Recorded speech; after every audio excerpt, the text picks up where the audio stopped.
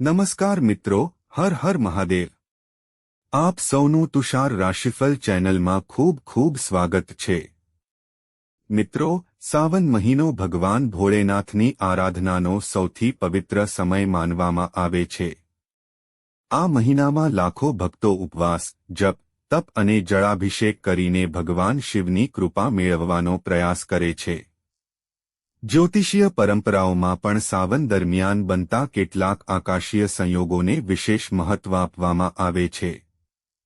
આજના આ વિડીયોમાં આપણે એવી જ એક જ્યોતિષીય માન્યતા વિશે વાત કરીશું। કેટલાક જ્યોતિષીઓનું માનવું છે કે જ્યારે સૂર્ય સાથે જોડાયેલા મહત્વપૂર્ણ આકાશીય સંયોગો સર્જાય છે ત્યારે 4 રાશિના જાતકોના જીવનમાં વિશેષ પરિવર્તન જોવા મળી શકે છે। જો કે આ વાત દરેક વ્યક્તિ માટે એકસરખી લાગુ પડે એવું જરૂરી નથી, કારણ કે વ્યક્તિગત જન્મકુંડળી અને દશા પણ મહત્વની ભૂમિકા ભજવે છે। કહેવાય છે કે આવા સમય દરમિયાન કેટલીક રાશિના લોકોને અટકેલા કામમાં ગતિ મળી શકે છે, કારકિર્દીમાં નવી તક મળી શકે છે, આર્થિક બાબતોમાં સુધારો જોવા મળી શકે છે અથવા સંબંધોમાં સકારાત્મક ફેરફાર આવી શકે છે। બીજી તરફ, કેટલાક લોકો માટે ધીરજ રાખીને અને વિચારપૂર્વક નિર્ણય લેવાનો સમય પણ માનવામાં આવે છે। મિત્રો, આજે આપણે જાણીશું કે કઈ 4 રાશિઓ વિશે કેટલાક જ્યોતિષીય અભિપ્રાયો આશાસ્પદ સંકેતો દર્શાવે છે। આ સમય દરમિયાન શું સાવચેતી રાખવી જોઈએ અને ભગવાન શિવની કૃપા મેળવવા માટે કયા સારા કર્મો અને ઉપાસનાને મહત્વ આપવામાં આવે છે। જો તમે ભગવાન ભોળેનાથના ભક્ત છો તો કમેન્ટમાં જરૂર લખજો હર હર મહાદેવ। વિડિયો અંત સુધી જરૂર જોતા રહેજો, કારણ કે દરેક રાશિ વિશે આપણે વિગતવાર ચર્ચા કરીશું અને અંતમાં સાવન મહિનામાં કરવાના કેટલાક સરળ ધાર્મિક ઉપાયો પણ જાણીશું। ચાલો મિત્રો, હવે આગળ વધીએ અને પહેલી રાશિ વિશે જાણીએ। નંબર 1, વૃષભ રાશિ। વૃષભ રાશિના જાતકોને માટે કેટલાક જ્યોતિષીઓનું માનવું છે કે આ સમય દરમિયાન તમારા જીવનમાં અટકેલા કાર્યો ફરીથી ગતિ પકડી શકે છે। લાંબા સમયથી જે મહેનત કરી રહ્યા છો તેનું પરિણામ ધીમે ધીમે મળવાનું શરૂ થઈ શકે છે। નોકરી કરતા લોકો માટે નવી જવાબદારી અથવા પ્રગતિની તક મળી શકે છે। વેપાર સાથે જોડાયેલા લોકોને નવા ગ્રાહકો અથવા નવા કરારો મળવાની શક્યતા દર્શાવવામાં આવે છે। આર્થિક સ્થિતિમાં પણ સુધારાની આશા રાખી શકાય, પરંતુ ખર્ચ પર નિયંત્રણ રાખવું જરૂરી રહેશે। જો તમે કોઈ મોટું રોકાણ કરવા માંગતા હોવ તો ઉતાવળ ન કરીને યોગ્ય સલાહ પછી નિર્ણય લેવો વધુ સારું રહેશે। પરિવારની વાત કરીએ તો ઘરમાં લાંબા સમયથી ચાલતા મતભેદો ઓછા થઈ શકે છે। પરિવારના સભ્યોનો સહયોગ મળશે અને કોઈ શુભ પ્રસંગમાં ભાગ લેવાનો અવસર પણ મળી શકે છે। જીવનસાથી સાથેના સંબંધોમાં મધુરતા આવવાની શક્યતા છે। વિદ્યાર્થીઓ માટે પણ આ સમય મહેનત પર ધ્યાન કેન્દ્રિત કરવાનો છે। નિયમિત અભ્યાસ અને શિસ્ત તમને સારા પરિણામ તરફ લઈ જઈ શકે છે। સ્પર્ધાત્મક પરીક્ષાની તૈયારી કરતા વિદ્યાર્થીઓ માટે આત્મવિશ્વાસ જાળવવો ખૂબ જરૂરી રહેશે। સ્વાસ્થ્યની બાબતમાં નિયમિત કસરત, સંતુલિત આહાર અને પૂરતી ઊંઘ પર ધ્યાન આપવું જરૂરી છે। સારો દિવસ ત્યારે જ બને છે જ્યારે શરીર અને મન બંને સ્વસ્થ હોય। ધાર્મિક માન્યતા અનુસાર સાવન દરમિયાન દર સોમવારે ભગવાન શિવને જળ અર્પણ કરવું, બેલપત્ર ચઢાવવું અને ઓમ નમઃ શિવાય મંત્રનો જાપ કરવો શુભ માનવામાં આવે છે। ઘણા ભક્તો માને છે કે આથી મનમાં શાંતિ અને આત્મવિશ્વાસ વધે છે। નંબર 2, સિંહ રાશિ। સિંહ રાશિના જાતકો માટે આ સમય આત્મવિશ્વાસ અને નવી શરૂઆતનો સમય બની શકે છે। જો છેલ્લા ઘણા સમયથી તમારા જીવનમાં એક પછી એક મુશ્કેલીઓ આવી રહી હોય તો હવે ધીમે ધીમે પરિસ્થિતિમાં સુધારો જોવા મળી શકે છે। ઘણા લોકો લાંબા સમયથી પોતાની મહેનતનું પરિણામ મળવાની રાહ જોઈ રહ્યા હોય છે। આવા સમયે ધીરજ રાખીને આગળ વધવું ખૂબ જ મહત્વપૂર્ણ છે। નોકરી કરતા લોકો માટે નવા અવસર મળી શકે છે। તમારા કામની નોંધ લેવામાં આવે અને ઉચ્ચ અધિકારીઓ તરફથી પ્રશંસા મળે તેવી શક્યતા કેટલાક જ્યોતિષીય મત મુજબ દર્શાવવામાં આવે છે.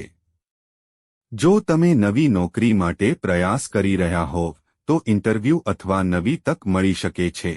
વેપાર સાથે જોડાયેલા લોકોને નવા ગ્રાહકો, નવા ઓર્ડર અથવા નવી ભાગીદારી મળવાની શક્યતા રહે છે. આર્થિક બાબતોમાં થોડો સુધારો થઈ શકે છે, પરંતુ સાથે સાથે ખર્ચ પર નિયંત્રણ રાખવું પણ જરૂરી રહેશે. કોઈ પણ મોટો નિર્ણય ઉતાવળમાં ન લેવો. યોગ્ય વિચાર અને આયોજન સાથે આગળ વધશો તો લાંબા ગાળે તેનો લાભ મળી શકે છે. પરિવારની વાત કરીએ તો ઘરમાં ખુશીનું વાતાવરણ બની શકે છે. વડીલોનો આશીર્વાદ મળશે અને પરિવાર સાથે વધુ સમય પસાર કરવાનો અવસર મળશે. જો કોઈ ગેરસમજ ચાલી રહી હોય તો શાંતિથી વાતચીત કરવાથી તેનો ઉકેલ આવી શકે છે.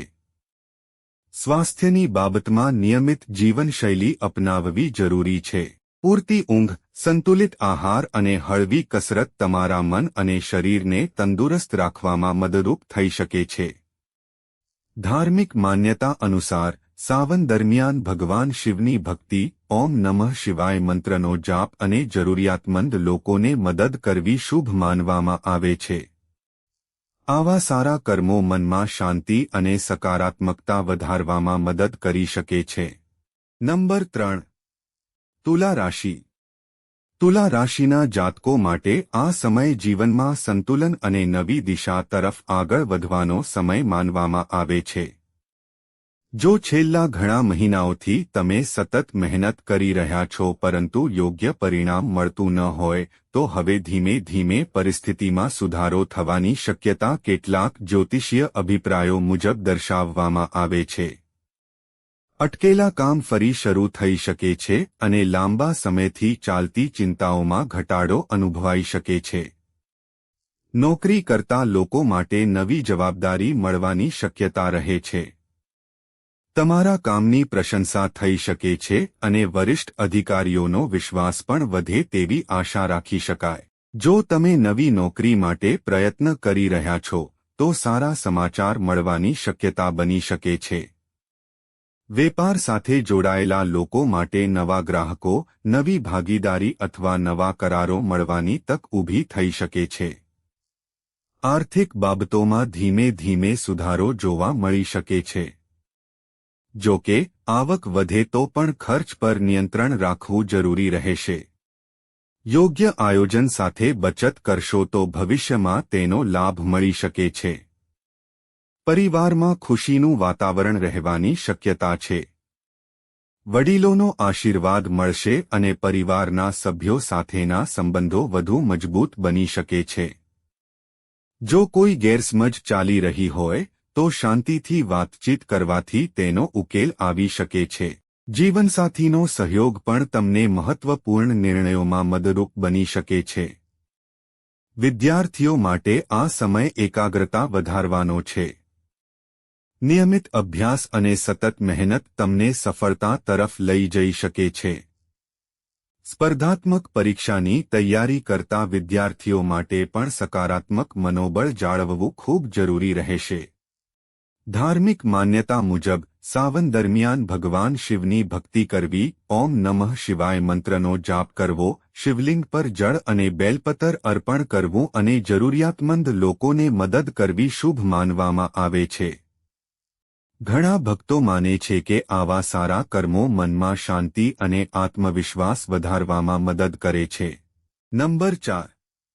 મકર રાશિ. મકર રાશિના જાતકોને માટે આ માહિતી તમારા માટે ખાસ હોઈ શકે છે. કેટલાક જ્યોતિષીય અભિપ્રાયો અનુસાર આ સમય મકર રાશિના ઘણા જાતકો માટે નવી શરૂઆત અને પ્રગતિના સંકેતો લઈને આવી શકે છે. જો છેલ્લા ઘણા સમયથી તમે સતત મહેનત કરી રહ્યા છો અને છતાં સફળતા હાથ લાગી નથી તો હવે ધીરજ રાખીને આગળ વધવાનો સમય છે.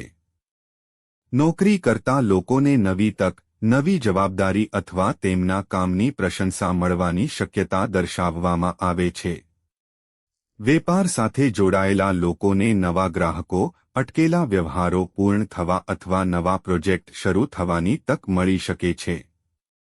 આર્થિક બાબતોમાં સુધારો થવાની આશા રાખી શકાય, પરંતુ કોઈ પણ મોટો નિર્ણય ઉતાવળમાં ન લેવો. યોગ્ય આયોજન અને સમજદારીથી આગળ વધશો તો લાંબા ગાળે તેનો લાભ મળી શકે છે. પરિવાર તરફથી સહયોગ મળશે અને ઘરમાં કોઈ શુભ પ્રસંગનું આયોજન થવાની સંભાવના પણ બની શકે છે. પરંતુ મિત્રો, એક વાત હંમેશા યાદ રાખજો. જ્યોતિષીય માન્યતાઓ માર્ગદર્શન આપી શકે છે, પરંતુ આપણા જીવનની સૌથી મોટી શક્તિ આપણા કર્મ, મહેનત અને સારા નિર્ણયો છે. ભગવાન શિવની કૃપા મેળવવા માટે માત્ર શુભ સમયની રાહ જોવી પૂરતી નથી, પરંતુ સત્ય, ઈમાનદારી અને પરિશ્રમનો માર્ગ અપનાવવો પણ એટલો જ જરૂરી છે. સાવન મહિના દરમિયાન શક્ય હોય તો દર સોમવારે ભગવાન શિવને જળ અર્પણ કરો, બેલપત્ર ચઢાવો, ઓમ નમઃ શિવાય મંત્રનો જાપ કરો અને જરૂરિયાતમંદ લોકોને મદદ કરો. આવી બાબતોને ધાર્મિક પરંપરામાં શુભ માનવામાં આવે છે અને તે મનમાં શાંતિ તથા સકારાત્મકતા લાવવામાં મદદરૂપ બની શકે છે. મિત્રો, આજે આપણે સાવન મહિના સાથે જોડાયેલી જ્યોતિષીય માન્યતાઓ અને 4 રાશિઓ વિશે ચર્ચા કરી. ફરી એકવાર યાદ અપાવી દઈએ કે આ માહિતી સામાન્ય જ્યોતિષીય માન્યતાઓ પર આધારિત છે. દરેક વ્યક્તિનું જીવન તેની જન્મકુંડળી, સંજોગો અને પોતાના કર્મો પર પણ આધાર રાખે છે. જો તમને આજનો આ વિડિયો ગમ્યો હોય તો તેને એક લાઇક જરૂર આપજો, તમારા મિત્રો અને પરિવાર સાથે શેર કરજો અને તુષાર રાશિફળ ચેનલને સબસ્ક્રાઇબ કરવાનું બિલકુલ ભૂલશો નહીં. બેલ આઇકોન દબાવી દેજો જેથી રાશિફળ, ગ્રહગોચર અને ધાર્મિક માહિતીના અમારા નવા વિડિયો તમને સૌથી પહેલા મળી રહે. કોમેન્ટમાં જરૂર લખજો હર હર મહાદેવ. ભગવાન ભોળેનાથ આપ સૌના જીવનમાં સુખ, શાંતિ, સમૃદ્ધિ અને સારા સ્વાસ્થ્યનો આશીર્વાદ વરસાવે. ફરી મળીશું એક નવા અને રસપ્રદ વિડીયોમાં. હર હર મહાદેવ.